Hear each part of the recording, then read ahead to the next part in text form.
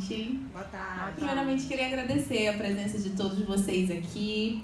Quero dizer que eu estou muito feliz de estar aqui nesse evento tão importante para a Ananindeua. E minha alegria se estende mais ainda porque a gente vai conversar sobre um assunto que me atravessa e está presente comigo diariamente, que é a literatura produzida por mulheres. Protagonismo e representatividade feminina em obras literárias, autoria e personagens. Vou começar me apresentando para vocês. Eu sou a Paula Pessoa, sou mãe, sou bióloga de formação, trabalho com o pessoal do ensino médio, pessoal que vai fazer Enem aí como professora. Tenho mestrado em meio ambiente pela Universidade Federal do Pará, publiquei meu primeiro livro, sou escritora, portanto, também, se chama Norte com M de Mulher, e foi premiado pela Fundação Cultural do Pará na categoria de contos, que me deixa muito honrada e extremamente feliz. E também, não menos importante, sou bailarina profissional e sempre acho muito importante falar também de todas as nossas formações artísticas, né? Porque é o que a gente vai falar hoje, né? É a representatividade feminina não só a nível de intelecto, mas também a nível de arte, na arte das palavras, né? Então, eu separei aqui para a gente ter esse diálogo, essa troca, como uma professora raiz de ensino médio, eu gosto muito de interação, né? Então, assim, se vocês quiserem perguntar alguma coisa, falar, ou então indicar livros, eu amo também receber dicas de livros. E aproveitar, assim, estamos aqui numa coisa bem íntima, né? Tem pouquinha gente, então vocês podem falar à vontade a hora que quiserem aí, tá bom? Que eu vou adorar saber também as considerações, o que vocês quiserem falar. Eu separei aqui para a gente conversar um pouquinho, primeiro sobre a perspectiva histórica das mulheres dentro do cenário da literatura, falar um pouquinho também dos grandes prêmios literários, né? Aí a gente pensa logo no Nobel de Literatura, mas a gente também tem outros prêmios muito importantes, e falar um pouco como é que está a representatividade das mulheres nesses prêmios, e falar principalmente sobre essas grandes protagonistas, né? E aí eu sei que eu já vou me empolgar bastante, porque vai tocar em pontos muito sensíveis para mim. Vou falar de mulheres maravilhosas, que eu acho que também vocês devem conhecer, se não, conheçam, porque elas são incríveis. Falando um pouquinho sobre a perspectiva histórica, gente, ano passado e esse ano, alguém já leu um livro escrito por uma mulher, do ano passado para esse ano? Sim. Sim. É normal se a gente consumir, na verdade, mais autores masculinos. Isso não tem nada a ver com qualidade literária, mas tem a ver com quantidade mesmo de produção. A gente tem mais obras produzidas por homens do que por mulheres. E a gente tem uma explicação triste, porém de fácil entendimento, e dá para entender o motivo. Não tem a ver com qualidade, como eu falei para vocês de início, mas tem a ver com quantidade mesmo. As mulheres, elas foram alfabetizadas e permitidas a frequentar a escola só 300 anos depois dos homens, né? Então, olha esse nível de atraso a nível de letramento. Então, 300 anos depois, com a lei de 1827, as mulheres, elas foram autorizadas a ir para a escola e serem alfabetizadas. Antes disso, os homens já estavam frequentando universidades, já estavam fazendo intercâmbio em Coimbra, por exemplo, já estavam publicando bastante coisa. Então, consequentemente, as mulheres acabavam publicando menos. Quem conseguia publicar ainda nesse período de autoras femininas eram mulheres que tinham maior poder aquisitivo, ou seja, elas conseguiam pagar tutores para serem alfabetizadas em casa. Mas a massa, ela tinha que ser aquela bela recatada do lar, né? Então, criada, ali educada, com corte e costura, culinária, boas maneiras, tudo visando o matrimônio, né? Então, só a partir de 1827 é que essa realidade foi sendo alterada. Se a gente for falar de grandes prêmios literários, a gente pensa logo no Nobel, mas a gente também tem o Jabuti aqui no Brasil, né? A gente tem o Camões, o Oceanos, só para falar dos prêmios de língua portuguesa, fora os outros pelo mundo. Menos de 10% dos premiados são mulheres. Então, a gente percebe que mais de 90% dos premiados são homens. E, mais uma vez, isso não tem a ver com qualidade, né? É quantidade de produção mesmo devido a esse histórico todo. Porém, a gente teve um avanço em 2022 das 20 categorias do Prêmio Jabuti, que é o prêmio mais importante assim, a nível nacional, em termos de literatura. Das 20 categorias, 13 mulheres ganharam. Então, foi realmente um evento muito marcante, está mostrando que as mulheres estão tendo cada vez mais protagonismo e representatividade no cenário literário, né? Em compensação, a Academia Brasileira de Letras, dos 40 imortais, a gente tem atualmente 35 homens e 5 mulheres apenas, né? Então ainda é um montante bem pequeno, né? Se a gente for levar assim, em consideração o número de homens, é ainda discrepante. E com relação, isso é uma curiosidade bem bacana, com relação ao primeiro livro publicado, né? Não vou nem dizer de gênero, se foi mulher, se foi homem. O primeiro livro publicado que a pessoa assinou com seu nome veio uma mulher, foi uma mulher. Então, os primeiros escritos publicados foi por mulher. E eu vou já falar para vocês quem foi.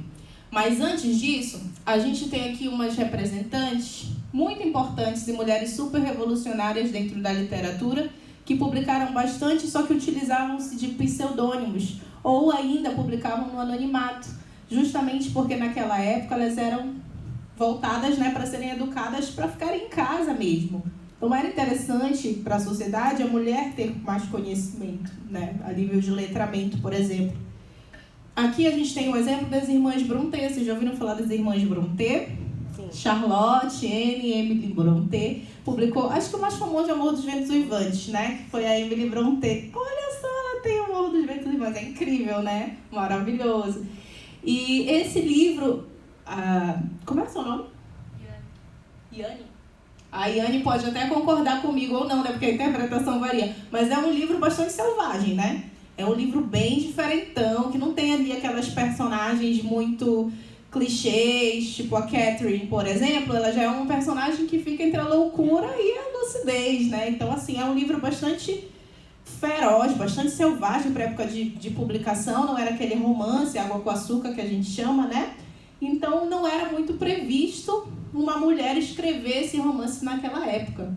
Então, por isso que as irmãs Brontë utilizavam o pseudônimo de Irmãos Bell para serem mais aceitas. Inclusive a Charlotte, que escreveu Jane Eyre, ela colocou assim, numa troca de cartas, tudo, né? Olha, a Yane é fã das Irmãs Brontë, eu também sou muito fã. Porque como nossa forma de escrever e pensar não era o que se chama de feminino, tínhamos a impressão de que seríamos vistas com preconceito enquanto autoras.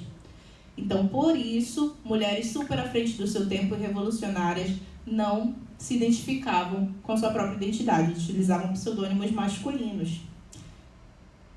Essa aqui também ela é pouco conhecida no Brasil, porque ela não é muito traduzida para cá, que é a Alice Bradley Sheldon.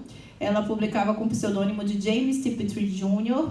e ela foi muito importante para a literatura de ficção científica. E ela também tem um reconhecimento muito grande a nível internacional, não tanto no Brasil, mas a nível internacional ela é bastante reconhecida.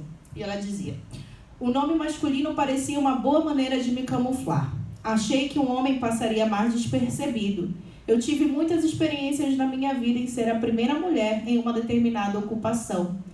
Então, por ser um gênero muito dominado pelos homens, né, a ficção científica, ela acabava utilizando esse pseudônimo. Aqui a gente tem a Mary Ann Evans, que publica como pseudônimo de George Eliot. Essa aqui é até um pouco mais conhecida aqui no Brasil, né, porque publicou Middlemarch, que já está tendo ali edições luxuosas, né, saindo no mercado. E aí os livros dela sempre aparecem como George Eliot. E também por conta disso, devido a que antigamente você tinha ali uma certa resistência à literatura produzida por mulheres. E ela foi muito elogiada por Virginia Woolf, que a gente vai falar também da Virginia, né? Um dos poucos romances ingleses para adultos. E para a gente fechar só alguns exemplos de mulheres que publicavam no anonimato, essa aqui é bem legal, é a June Mills. Ela publicava com o seu nome do meio, Tarpeck, não tinha assim um gênero completamente definido, né? Ela era muito amante dos quadrinhos, numa época também em que era super dominado por os homens. Eu acredito até que é um gênero que ainda é muito dominado pelos homens, né, gente? A gente for pegar, por exemplo, os super-heróis. Quantos super-heróis tem em comparação com super-heroínas, por exemplo? Né? Super-heróis, gente, é muito popular. Batman, Super-Homem, o Homem-Aranha, né? Mas a June, ela lançou a primeira super-heroína, mulher, né? Que foi a Miss Fury. Até trouxe aqui uma foto para vocês verem. das primeiras HQs, né? Mas ela também publicava com pseudônimo, para ser mais bem aceita. E como eu falei para vocês um pouco mais no início, qual o primeiro escrito, o primeiro livro de alguém que assinou com o seu próprio nome? Falei para vocês que foi uma mulher, né? E realmente, ó, Enheduana. Enheduana foi considerada a primeira escritora da história. Na verdade, o primeiro registro de alguém que assinou com o seu nome foi de Enheduana. É uma mulher que viveu em 2.285 anos antes de Cristo. Era uma sumeriana da Mesopotâmia. E ela cultuava a deusa Inanna, que era a deusa da lua. Então, os escritos dela, ela assinava com o próprio nome, Enheduana mesmo. E ela publicava em tábuas, tanto que o primeiro registro de escritura dela foi de um disco de alabastro, né?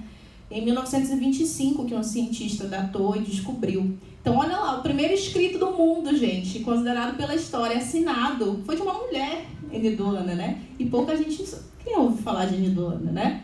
Então, é assim, foi uma mulher. E por que ela assinava com facilidade o nome dela?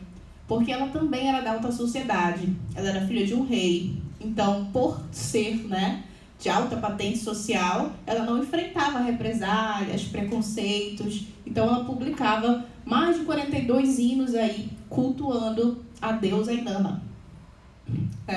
Ela escreveu em primeira pessoa. Vocês conseguem achar alguns trechos de escritos dela na internet facilmente, sobre deusas, sacerdotisas, mães, fiéis, trabalhadoras e governantes. Incrível, né?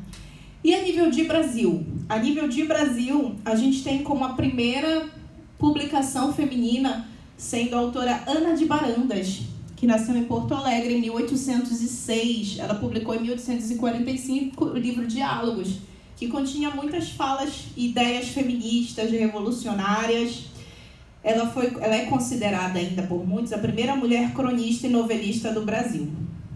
A Ana de Barandas, ela também tinha um poder aquisitivo grande, né? Então ela também vinha de uma família que tinha dinheiro e condição de pagar tutor para ela ser letrada. Então, para ela teve uma condição mais fácil, né, em comparação com as mulheres da época, para publicar. Mas ela era muito inquieta, né? Então ela também se incomodava com a forma que as mulheres eram tratadas e vistas antigamente. Então ela publicou muita coisa de cunho feminista, muito inspirada por Nízia Floresta. E se tem uma coisa que eu fico triste é que as pessoas esquecem muito de Nízia Floresta, gente. Ela é, assim, um grande marco não só na literatura como na educação. Uma mulher altamente revolucionária à frente do seu tempo. A Nízia era educadora, escritora, poeta. Ela influenciou a prática educacional brasileira, rompendo limites do lugar social destinado às mulheres. Ela publicava numa série Espelho das Brasileiras, que saía de Pernambuco. Foi fundadora do Colégio Augusto em 1838. O Colégio Augusto era um colégio só para mulheres. E lá elas aprendiam corte, costura, mas em compensação geografia, filosofia, história, letras, português, né? Artes também. Olha só que incrível, que mulher incrível. E eu tive a oportunidade, por curiosidade própria, antes mesmo de trazer, de saber que eu ia falar desse tema que eu gosto muito aqui com vocês, eu já tinha curiosidade de saber um pouco mais sobre Nízia Floresta. Eu acho que só quem estuda letras, né, que deve ouvir mais. Apesar de eu ser bióloga, o nome dela tem floresta no meio, né, não tinha nada a ver, mas eu não conhecia, não sabia sobre ela. Eu fui conhecer mais pesquisando um pouco antes, né, e aí eu me deparei com escritos altamente revolucionários. Fenomenais, gente. Olha só o título do livro, o primeiro livro que ela publicou. Direito das Mulheres e Injustiça dos Homens. Uma mulher altamente corajosa, né? Para sua época, assim. Maravilhosa Nízia, gente. Vocês conseguem achar trechos de livros dela na internet? Eu recomendo mesmo, porque são, assim, muito bons. E ela era muito, muito à frente do seu tempo. Olha só. Alguns trechos do que ela fala. A esperança de que nas gerações futuras do Brasil, ela, a mulher, assumirá a posição que lhe compete, nos pode somente consolar de sua sorte presente. Era uma sorte triste na época, né? Que as mulheres possam vencer as trevas que lhes obscurecem a inteligência e conhecer as doçuras infinitas da vida intelectual. Que lindo, né? Que maravilhosa. Mais uma personalidade incrível, que essa aqui também já é mais conhecida, né? Nossa, é a Maria Firmina dos Reis. Ela publicou o primeiro romance abolicionista do Brasil, que é o Úrsula. E Úrsula é fácil de você encontrar também. Essa capa que eu coloquei, se eu não me engano, é da editora Antofágica, que faz umas edições de luxo, né? Bem bacanas. E é muito fácil de você encontrar a Úrsula por aí, para ler, né? É um romance, assim, que muita gente pode achar água com açúcar, né? De um amor, assim, meio que impossível. Só que tem muitos ideais abolicionistas ali. Os protagonistas, eles reclamam muito da violência que eles passam, né? Devido a condições raciais. Então, de fato, é um romance muito importante, considerado o primeiro do Brasil. E ela já vem na contramão, porque essas outras que eu mencionei para vocês, tanto Nízia quanto Ana de Barandas, elas tinham um poder aquisitivo maior. Então, elas tinham condições financeiras, né, para bancar estudos, publicações, e Maria Firmina dos Reis não. Ela teve uma infância, uma trajetória de vida bem complicada, ela era pobre, né, maranhense, e aí ela conseguiu, porque ela quis e tentou e foi atrás e lutou e publicou seus livros. No prólogo de Úrsula, ela fala: pouco vale este romance, porque é escrito por uma mulher e mulher brasileira, de educação acanhada e sem o trato e conversação dos homens ilustrados, mesmo sabendo do indiferentismo glacial de uns e riso mofador de outros, ainda assim o dou ao lume, ainda assim publica. Incrível, né, gente? Agora a gente vai falar de uma polêmica, né, no Prêmio Nobel de Literatura. O Prêmio Nobel é um prêmio mais importante do mundo, acredito, né? E ele não é só literário, ele tem de várias áreas, e todas as áreas os homens dominam, todas, né? A gente vai focar, evidente, na literatura. 103 homens já ganharam e apenas 17 mulheres ganharam, né? Bem discrepante.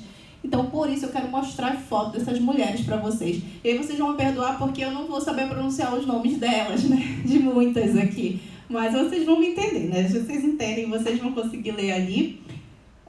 Começando pela primeira, eu vou ler só o primeiro nome, tá, gente? A Selma. A Selma, da Suécia.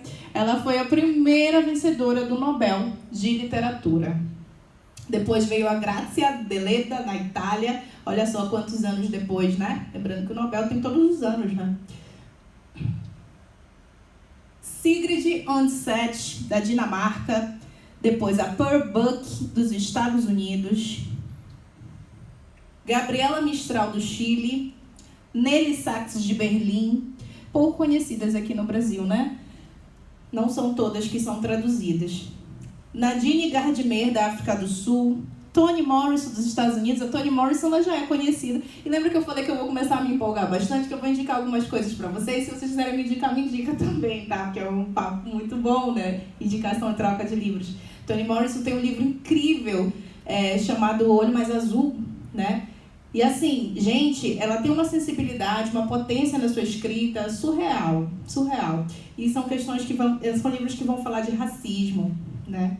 A obra da Toni Morrison é muito marcada por racismo, discussão sobre desigualdade, né, racial. E ela é bastante lida no Brasil. Você encontra facilmente os livros dela. Aqui eu vou ler só, meio que impronunciável, né, o sobrenome. Wisława, da Polônia. Elfriede Jelinek, da Áustria. Doris Lessing, do Irã. Doris Lessing também. Não sei se vocês consomem livros lá no Centur, na Biblioteca Artuviana. Até recomendo, né? Façam um cadastro de vocês, que lá tem um acervo muito bom para você emprestar livros. E lá tem a obra completa da Doris Lessing. Praticamente, assim. Talvez falte alguns livrinhos, mas a grande maioria está tudo lá. E é uma autora bastante... Na época foi bastante popular no Brasil. Agora o pessoal não está lendo tanto. Mas é uma literatura que te prende. É bem bacana também. A gente tem a Herta Miller, da Romênia. A Alice Munro, do Canadá, que morreu no mês passado. A Alice Munro. E ela era uma contista. Então, ela também foi um grande marco, porque foi a primeira vez que o Nobel deu ali um prêmio para uma contista, né? A gente tem essa Svetlana Alexievich, da Ucrânia, que é bastante lida no Brasil também. Ela tem um livro que tem um dos títulos mais lindos que eu acho, que é A Guerra Não Tem Rosto, de Mulher. E ela fala muito da vivência dela na guerra. Do povo dela, né? Olga Tokarczuk, Polônia. Louise Gluck, dos Estados Unidos. E, por fim, a Annie Ernaux, da França. E eu sou apaixonada pela Annie Ernaux, gente, uma das minhas autoras favoritas da vida. Quando eu li Paixão Simples, eu fiquei louca. Eu falei, meu Deus, como alguém consegue falar do estado de estar apaixonado dessa maneira tão real? Então procurem, leiam Paixão Simples. A Annie Ernaux, ela fala... A literatura dela é muito marcada pela autobiografia. Então ela conta muito da vida dela, mas utilizando ali em forma de romance. Gente, ela é perfeita, sério. Ela é uma das minhas autoras favoritas. Conheço a Annie Ernaux, ela é incrível. E ela continua produzindo, viu? Tem bastante coisa, as obras dela estão saindo e vendendo muito aqui no Brasil. Agora sim, agora, gente, o que eu vou começar a me empolgar muito, porque vai aparecer cada diva, cada deusa aí da literatura incrível. São as protagonistas na literatura, são mulheres realmente revolucionárias, tá? Primeiro delas, a Mary Shelley. Gente, quem conhece a Mary Shelley? Quem conhece o Frankenstein, a história do Frankenstein? A história do Frankenstein todo mundo conhece, né? Porque foi uma história realmente amplamente adaptada para cinema. Inclusive, um dos meus filmes favoritos da vida é o Frankenstein da Mary Shelley, que era até com Robert De Niro no protagonista. Mas a Mary Shelley, gente, ela foi completamente revolucionária à frente do seu tempo. Completamente. Ela escreveu Frankenstein quando ela tinha apenas 18 anos. E a história é curiosa porque ela era casada também com Percy, um escritor. E aí eles estavam numa roda de amigos com Lord Byron, né? E Lord Byron, que é um autor muito famoso também, né? Isso. E aí eles lançaram um desafio de quem quem fazia a melhor história ali de terror. Eu tenho pra mim que a Mary Shelley ganhou, não sei, né? Mas pra barrar o Frankenstein é meio difícil, né, gente? Ela teve uma vida marcada por tragédias, eu acho que isso também refletiu nas obras dela. Ela perdeu a mãe com 10 anos, teve vários suicídios ali na família. E o Frankenstein é aquela ideia do criador, né, do homem querendo ser um ser superior, né, criando outro, construindo ali o que deveria ser um monstro fabricado pela sociedade, porque o cientista ali, né, ele fez o Frankenstein, mas o Frankenstein ele foi corrompido e se tornou ali um monstro devido à sua experiência social. Então, quão revolucionária e atual essa história, né? Influenciou a literatura, o cinema e a cultura popular de uma forma que poucas obras chegaram perto. Nada é tão doloroso para a mente humana como uma mudança grande e súbita. Trecho de Frankenstein. Jane Austen. Já ouviram falar da Jane Austen? Sim. Jane Austen, sim, né, gente? A gente tem muitas obras da Jane Austen no Brasil e sempre está saindo edição nova, né? O primeiro livro que ela publicou foi A Abadia de Northanger, mas aí o mais famoso é Orgulho e Preconceito, tem Razão e Sensibilidade, tem Emma, tem Persuasão, é muito livro, né? Fala de Jane Austen. Dê uma garota uma educação e a apresente adequadamente ao mundo, e é muito provável que ela tenha os meios para se dar bem sem depender de mais ninguém. Muito revolucionário, né? Ela escrevia desde os 12 anos e ela publicou os seus livros de maneira anônima, só muito depois que a identidade da Jane Austen foi revelada. E as personagens dela, elas fugiam ali daquele padrão de mulher que era educada para casar, né? Não, elas tinham ideias próprias, elas eram mulheres críticas, e os livros dela, eles são muito adaptados até hoje. É uma escritora protagonista mesmo no cenário literário, que representa muito bem, né, as mulheres na literatura, muito produtiva também. Virginia Woolf. Virginia Woolf, gente, vocês conhecem a Virginia Woolf? Sim. É uma grande referência da literatura modernista, né? Ela foi professora voluntária de História da Literatura. Ela chegou a dizer que sua morte seria a única experiência que eu nunca irei descrever. Ela foi muito importante para o feminismo e o lesbianismo também. A Virginia Woolf inaugurou, ela botou ali bem em pauta a questão do estilo narrativo do fluxo de consciência, né? Que é um estilo de narração muito complexo, né? Que envolve muito diálogo, muito dilema psicológico dos seus personagens, dos seus protagonistas. Ela teve um romance com Vita, que era uma escritora também, e recentemente tem uma edição do novo livro, do livro de troca de cartas entre elas, né? Desse amor lésbico que elas viveram. E ela também tem um livro chamado Orlando, que o personagem fica com homens e mulheres, né? Então ela é muito importante para o movimento também, e para a liberdade sexual feminina, né? Teve a vida marcada por tragédias, ela vivia transitando entre lucidez e loucura, teve vários surtos psiquiátricos, inclusive cometeu suicídio. Tem um livro um filme As Horas, se não me falha a memória, o nome do filme As Horas, que é com a Meryl Streep, que fala um pouco da vida da Virginia Woolf, mesclando com os seus personagens principais, como a Miss Dalloway também. Então, mas ela é uma escritora surreal, assim. Sinto 1000 capacidades brotarem em mim. Ora sou brejeira, alegre, lânguida, ora melancólica. Tenho raízes, mas sou fluida, toda dourada, fluindo. Por muito tempo na história, Anônimo era uma mulher. Olha que incrível. Isso ela escreveu num Teto Todo Seu, onde ela aborda bastante a questão da mulher na literatura. Brasil, Júlia Lopes de Almeida. Também é muito fácil de você encontrar. Ela escreveu, se não me engano, A Viúva, é o nome? A Viúva, A Falência também, fácil de você achar. Ela foi uma escritora abolicionista, uma das idealizadoras e fundadoras da Academia Brasileira de Letras. Ela defendia a educação para as mulheres, o divórcio e o voto feminino. Tinha uma voz política muito potente também na sua época. Frase de Júlia Lopes, trecho, né? Nos tempos antigos, a mulher era calma, submissa, pacífica e retraída. Mas seria tudo isso por ter mais bom senso, mais felicidade, menos ambição? Não me parece. O motivo devia ser outro. O motivo devia de estar na atmosfera que a envolvia, em que não existia nenhum elemento agitador. Agatha Christie, essa daí dispensa comentários, né? Quem já ouviu falar, já leu algo da Agatha Christie, né? Maravilhosa, considerada a maior escritora de romances policiais de todos os tempos, a rainha do crime. Ela tem vários recordes, né, na biografia dela. E um deles é a autora mais vendida do mundo, de acordo com o Guinness Book, né? Agatha Christie publicou, hein, gente?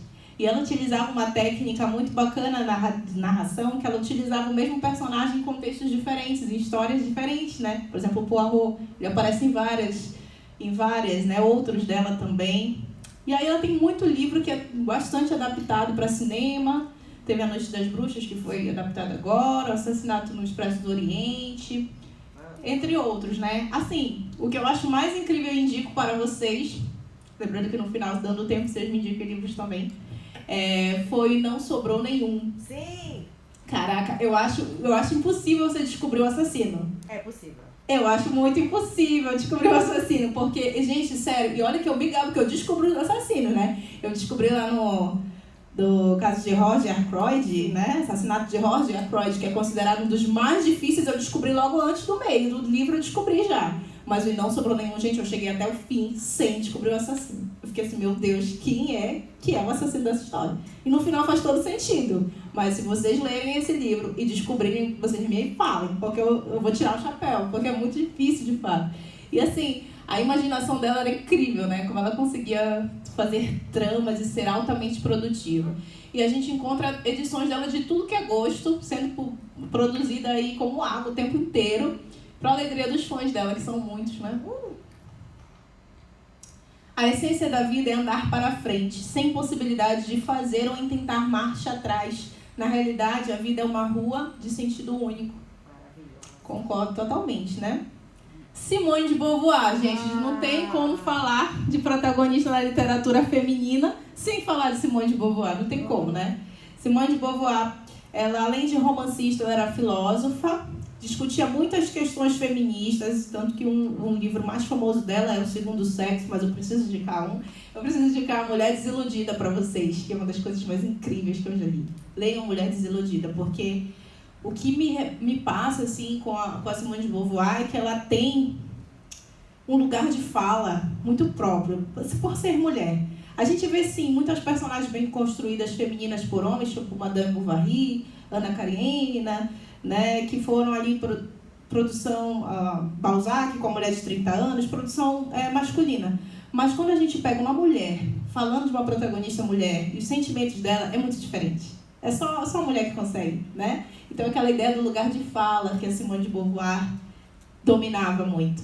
E ela tem frases incríveis que dá vontade de tatuar um monte. Ela dizia, não se nasce mulher, torna-se mulher, né? Mas a principal defesa dela era pela liberdade feminina, em todos os aspectos. que nada nos defina, que nada nos sujeite, que a liberdade seja a nossa própria substância, já que viver é ser livre. J.K. Rowling, essa daqui, não, essa todo mundo conhece, né, gente? Ela tá muito em cena por frases polêmicas que ela, né, discursos assim polêmicos, bem infelizes assim que ela deu, mas ela na literatura é inegável. Misericórdia, ela formou assim legiões de leitores, né? E eu como sendo uma delas também. Eu cresci lendo Harry Potter, gente. Cresci lendo Harry Potter. E eu vou passar pro meu filho também, que tem 3 anos, ele não sabe ler. Mas, quando ele aprender, vou dar o Harry Potter pra ele. Porque eu acho um universo mágico, literalmente. Literalmente, algo assim surreal que ela fez na literatura mundial. Mundial. Todo mundo, né, praticamente conhece Harry Potter. Você tem um parque do Harry Potter. Você tem o quê do Harry Potter? Tem caderno, tem bolsa, tem... Pelo amor de Deus, tudo que é objeto você tem do Harry Potter. Acho que até escova de dente, tudo você tem do Harry Potter. Sim. Né? E assim, como que ela conseguiu amarrar essa história numa saga, né? Teve filmes, teve peça, tem os desdobramentos ainda que ela puxa do universo do Harry Potter. Uma escritora fenomenal de fantasia. Fenomenal. Não tem assim como o que falar, dizer que ela não é importante. Ela é um marco. Eu acho que vivemos na era do surgimento de um clássico. Sabe que quando a gente fala de clássico, a gente pensa em Don Quixote, Montanha Mágica, Os Miseráveis. São clássicos, mas eu acho que o Harry Potter é, gente. Eu acho que ele será. As gerações muito futuras, acho que a gente está vivendo o surgimento de um clássico. Acho mesmo.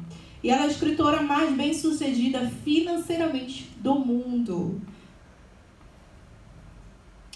Cecília Meirelles. Eu vou falar um pouquinho das nacionais agora, gente, bem rápido, porque elas são encantadoras, eu sou muito fã, de verdade. Vocês percebem que eu sou um pouco emocionada, né? Ainda mais quando eu falo dessas coisas, mas é porque realmente eu sou fã. Cecília Meirelles, ela foi muito importante para a literatura. Uma das primeiras revelações femininas na literatura brasileira. Recebeu um prêmio literário aos 9 anos e uma das fundadoras do movimento Escola Nova. Ela era muito ligada para a educação, ela defendia muito a educação, como só a educação transforma, só a educação salva. Então ela é muito importante também na literatura infanto-juvenil. Indico para vocês um poema dela, O Retrato, que é assim dos mais incríveis que eu já li, um acontecimento. E também o Pus Meu Sonho no Navio. Surreal de bom. Cecília Meirelles é muito importante para a literatura nacional. Não seja o de hoje, não suspires por ontem, não queiras ser o de amanhã. Faze-te sem limites no tempo. Esse é meu amorzinho, gente. A Cora Coralina, meu amorzinho. Ela era doceira, né? Então ela fazia seus versos nas horas vagas, entre panelas e fogões, e ela publicou o primeiro livro com 76 anos. Que linda e que bom que essa voz nos foi dada, né? Que a gente consegue ler os poemas de Cora Coralina, que são poesias com uma sensibilidade, assim, muito única, né? É aquela ideia de que a pessoa, quando ela tem uma alma de artista, uma hora se manifesta, né? Então, mesmo que tenha sido com 76 anos, a gente tem aí um tesouro que ela nos deixou, porque a poesia dela é maravilhosa. Seu legado representa a síntese entre a poesia e a cultura brasileira. Então, tinha muitos elementos culturais mesmo da vivência do Brasil. Então, por isso, sendo Cora tão importante. Sou uma mulher que escalou as montanhas da vida, removendo pedras e plantando flores. Que lindo, não dá vontade de tatuar? Eu não tenho nenhuma tatuagem, mas vontades eu tenho muitas frases. Essa aqui eu perco tudo, gente. Aqui eu perco tudo, pelo amor de Deus. Carolina Maria de Jesus. Para mim, uma das principais referências de mulher escritora do mundo. Sou fã, assim, de um nível que eu nem sei mensurar, assim, para vocês direito da Carolina, porque ela me inspira não só na sua literatura, mas na sua personalidade.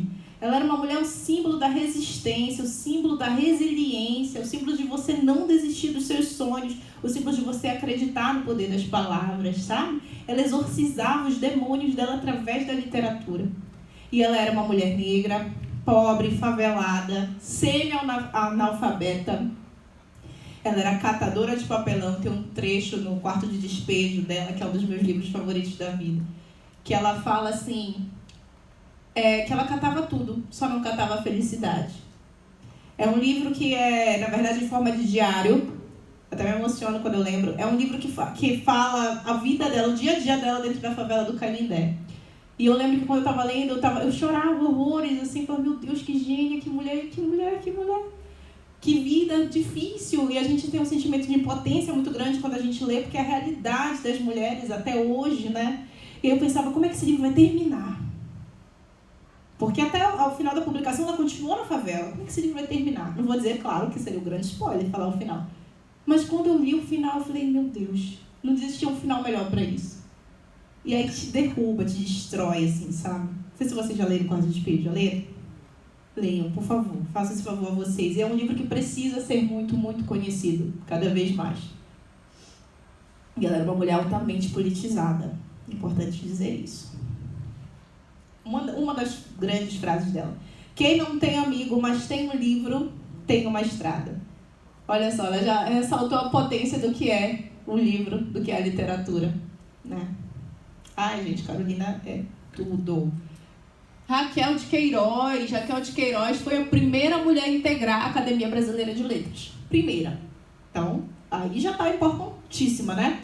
O 15 de 1930 é considerado, que ela publicou bem novinha, escreveu bem novinha, como um dos principais representantes do regionalismo modernista. E foi um livro altamente premiado também. E a Raquel de Queiroz, ela era muito posicionada politicamente. Ela tinha muita força assim, nas palavras, nos ideais dela e tal. Tem até umas entrevistas polêmicas, né? Uma discussão dela com o Caio Fernando de Abreu ali no Roda Viva, está presente no YouTube. Polêmicas do mundo literário, né? Mas ela se defendia, ela era bem posicionada.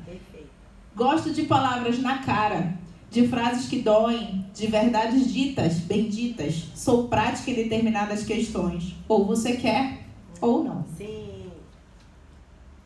Ah, Hilda Hilst, gente, sou muito fã da Hilda Hilst. Vocês já viram alguma coisa da Hilda Hilst? Hilda Hilst tinha uma autoestima de milhões. De milhões, gente. Eu queria ter 10%, 1% da autoestima da Hilda Hilst, porque ela dizia mesmo que ela era maravilhosa, que ela escrevia maravilhosa. Ela dizia isso. E ela deu um tapa na cara da sociedade, porque ela sempre dizia que o que ela publicava era incrível. De fato era, eu digo pra vocês, é Obscena Senhora D. É um livro complexo, é um livro difícil assim, até de você entender, mas é cheio de misticismo, espiritualidade. Incrível, assim, uma imersão, né, num outro mundo. Assim. Mas ela dizia que ela publicava muita coisa incrível, mas que as pessoas não liam ela. Então, para ela dizer, eu vou dar um tapa na cara da sociedade e vou escrever pornô, vou escrever pornografia. E ela fez isso. Gente, eu já li também. Caderno de Lori Lamb, que foi um dos mais, assim, uau. Que mais eu fiquei mal, assim, lendo, sabe? Porque envolve muitas questões, é um livro bem angustiante mesmo. Tem os contos de escárnio e textos grotescos. E é uma pornografia pesada, viu? Explícita, mas super bem escrita e inteligente. E o que aconteceu, vendeu como água.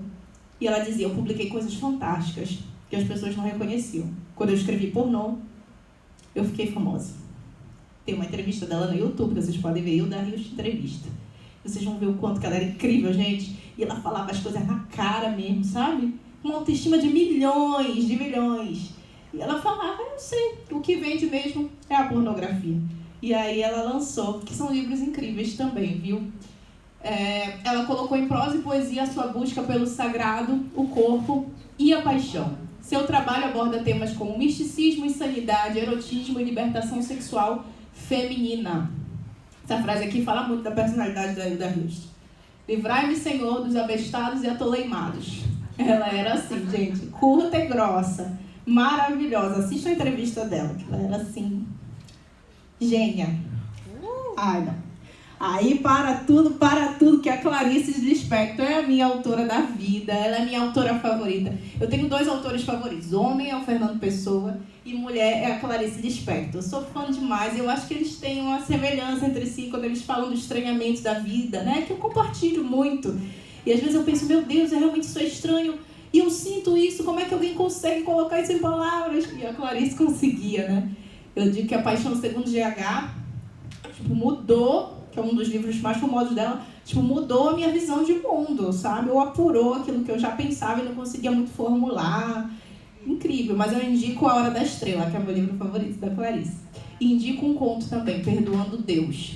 Perdoando Deus é um dos meus contos favoritos da vida e você consegue ler na internet. Um acontecimento, assim, surreal. Clarice é uma das escritoras mais lidas e vendidas do Brasil. E aí você encontra edições dela o tempo todo, né, por várias editoras. Que bom mesmo. Perdi muito tempo até aprender que não se guarda as palavras. Ou você as fala, as escreve, ou elas te sufocam. Incrível, né? Aqui a gente tem a Lígia Fagundes Telles, maravilhosa também. A Lígia foi a primeira brasileira a ser indicada ao Nobel de Literatura. Ela não venceu, eu mostrei para vocês as vencedoras, né? Mas ela foi a primeira brasileira a ser indicada. E ela era uma contista de mão cheia. Você encontra muitos contos dela também, maravilhosa, né? Meu livro favorito que eu indico é A Disciplina do Amor. Sou apaixonada por esse livro, é um retalho, né? É difícil definir esse livro, é um retalho de coisas bonitas, assim. Sensacional. A Lígia, ela entrou para a Academia Brasileira de Letras em 1985, recebeu o Prêmio Jabuti, recebeu o Prêmio Camões, dentre outros, uma autora bastante premiada e linda. Eu sou muito fã da Lígia. As entrevistas dela também são sensacionais. A beleza não está nem na luz da manhã, nem na sombra da noite. Está no crepúsculo, nesse meio tom, nessa incerteza. Que lindo, né? Nelly Dapignon, gente. A Nelly Dapignon também, muito importante, porque ela foi a primeira brasileira, a primeira mulher, a assumir a presidência na Academia Brasileira de Letras. Primeira, né? O ofício literário exige nervos de aço para criar e sobreviver. E ela escrevia e vendia suas histórias desde os 7 anos. Olha só, né? Maravilhosa. O escritor não deve apenas criar, mas deve também emprestar sua consciência à consciência dos seus leitores, sobretudo num país como o Brasil. E aqui a gente tem que falar um pouco das paraenses, tem que falar, gente, né? Que é a nossa literatura, é um grande cânone, né? Neida de Moraes. Eu lembro que há um tempo atrás, faz alguns anos, quando eu li Aruanda e Banho de Cheiro, eu falei, nossa, como é que eu nunca tinha lido isso, né? A gente atribui tanta coisa linda escrita, assim, tanta coisa erudita para os autores mais de fora, não só internacionais, mas em outros estados. Mas aqui a gente tem um nível de erudição, de beleza tão linda na nossa literatura, né? E a Neida de Moraes, ela é pouco lida aqui. Por incrível que pareça, ela é mais conhecida e lida em outros estados, né, do Brasil. Já foi até enredo de escola de samba, por exemplo. Mas aqui ela é pouco lida, né? Indico para vocês Aruanda e Banho de Cheiro. Ela é jornalista, foi jornalista, escritora, mãe, militante política e introduziu o modernismo na Amazônia. Ela foi presa 11 vezes e foi torturada pelo Estado Novo na ditadura. E ela relata isso, inclusive tem passagens no livro que ela tem contato com outros escritores que também sofreram tortura, isso tudo no Banho de Cheiro. E assim, sensacional de ler. Leiam, porque quando a gente começa a ler, a gente não consegue parar. A Aruanda, eu digo que é uma ode a Belém, né? Depois que eu li Aruanda, eu fiquei andando nas ruas e pensava assim, nossa, como mudou, né, pro tempo que ela escrevia. E eu comecei a enxergar Belém com tanta beleza, sabe? Porque ela transmite um amor tão grande pela terra, lá no Aruanda. E eu comecei a enxergar os elementos, as culturas, tudo com uma beleza tão linda, sabe? Ele ainda tem esse poder de mudar nossos olhares, nossas perspectivas. Linda Norcelina. Linda Norcelina nasceu em Castanhal. E a Linda Nor, ela ganhou um prêmio logo quando ela era bem novinha, que ganhava uma viagem para Paris. E ela foi para Paris e se casou lá e viveu a maior parte da vida lá, morreu em Paris. Mas ela produziu bastante coisa e ela ganhou bastante prêmio. E, infelizmente, a gente não consome a literatura de Linda Nor, né? Acredito que nem seja mais assim publicada, infelizmente. Mas ela era muito reconhecida a nível nacional também na sua época. Essa daqui é Monique Malcher, gente. Monique Malcher, inclusive, vai estar aqui amanhã, né? Gente? A Monique, eu acho que é amanhã que ela vai estar. Tá imperdível. Já estarei aqui plena com meu flor de gume nas mãos para ela autografar, porque a Monique é extraordinária a literatura dela. É escritora, jornalista, antropóloga, artista plástica. Ela venceu o Prêmio Jabuti com Flor de Gume em 2021 na categoria de contos. E, nossa... sem palavras. A Monique, eu sou muito fã mesmo. O trabalho dela é incrível, ansiosa por outros livros dela. As mulheres monstruosas fizeram bruxarias no mar. Deve ser por isso que chamam a luta de onda. Conchas trouxeram um poema que avisa: monstras, animem-se. As que foram queimadas, seja por fogo ou por homem comum, voltarão.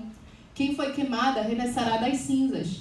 Lembre bem, homem comum, só as mulheres corcundas de carregarem tanta dor podem voltar.